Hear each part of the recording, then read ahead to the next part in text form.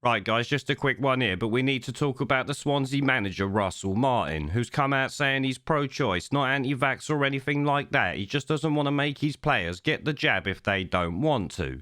This is obviously the way it should always be, but as you know, the government, media and a lot of other people don't seem to see it that way these days. In fact, he even went as far as to say it's all about freedom of choice, which is slowly being vilified or taken away. That's exactly what I was saying just a moment ago, and like I said, is something you all know is happening now.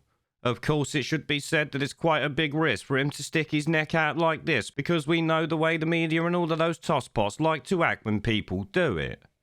In fact, you know what? I'll read a little bit of this Joe article that's talking about what he said during an interview. I think Wales Online actually have the post, but this one breaks it down a little bit better.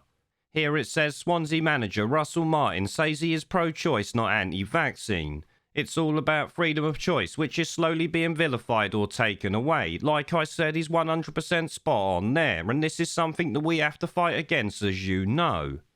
Swansea City manager Russell Martin has insisted he will not tell any of his players to have a COVID-19 vaccination, saying it would be wrong to strip them of their freedom of choice. I'll give you a fucking round of applause for that one, mate. Obviously, at the end of the day, it doesn't really care what way you are on the vaccine or anything like that. People should be given the right to choose for themselves. If people choose to get it, that's their problem. If they don't, the same way goes for that. I don't care and I never will, and neither should anyone else, let's be honest. Here it talks about the postponements and that. The postponements have sparked fresh debate over how many players are still to take up their jabs. It goes on, it was also reported last week that a quarter of players in the EFL have no intention of getting the jab. Well, once again, that's down to them. Of course, the media won't see it that way, or the government or anyone like that. They'll be out vilifying them within a couple of days, I'm willing to bet. It goes on, Swansea, who sit 12th in the Championship, currently have 2 players isolating after returning positive tests. Both are said to have had at least one vaccine. So surely there goes any idea of making them do it so that they don't spread it around, because clearly 2 vaccinated people have caught it there, or at least partially because we don't know how many they've actually had. It goes on, asked if he would encourage his players to get fully vaccinated, Martin said he believed it was down to each individual to make a choice on the matter. I am not anti-vaccine, by the way, not at all, he said. I am pro-choice, as I have before. We have a huge number of players that have had both jabs. A couple have already had their boosters. Most of the staff are vaccinated and have boosters, while some haven't, same with some of the players, he said.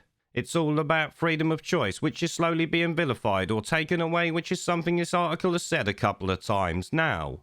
He goes on, we had 2 players isolating recently who didn't have it, their kids had it, he said. We just have to accept that that's the situation. I certainly don't change my opinion on someone whether they've had the vaccine or not. Which of course is the way it should bloody be, and we shouldn't even be having this conversation, but the last 2 years have shown us that there's some medical zealots out there and the government and media actively support them. In fact, they're probably the worst culprits, let's be honest. He added, if we have to miss them because of a choice they have made with their own body, that's the risk they face of not being in the team, being out of the team and losing the place, he said. Which obviously, once again, is spot on, because at the end of the day, you have the right to choose what you want to do, and this should never be given up, let me tell you. I know I'm preaching to the choir on this one, but it needs to be shared around, and people need to be reminded that you shouldn't be vilifying people for the choices they make in life. As you know, it's illegal to do it to fat people or anything else like that, so why is it fucking okay to do it to people who don't want a medical treatment? Of course it's not, but that don't matter in this day and age, does it? Especially not to media fuckpigs, as you know. He finished up with, I don't think it's ever happened before in my lifetime where we're told what we have to do, so they all have a choice. At the end of the day, I find it hard to disagree with anything that he's come out with in this article, and like I said, he's brave for putting his head out and actually saying it. I'm sure the dirty smear merchants will be out in force soon, and if they're not, I'll probably fall off my chair in shock. Either way though, well done Russell Martin. It's got fuck all to do with being anti-jab or not. It's just about being a decent person, if you ask me.